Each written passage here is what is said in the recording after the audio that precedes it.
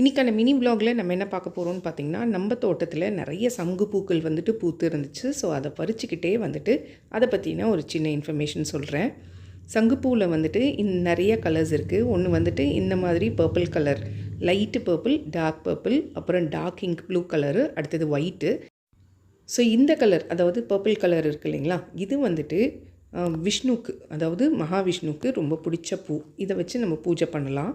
அடுத்தது வெள்ளை சங்குப்பூ இருக்குது பார்த்திங்களா, அந்த வெள்ளை சங்குப்பூ வந்துட்டு சிவனுக்கு ரொம்ப உகந்த பூன்னு சொல்லுவாங்க. இந்த சங்குப்பூவை நம்ம வீட்டில் வளர்க்கும் போது நெகட்டிவ் வைப்ரேஷன்ஸ் எதுவும் வராது.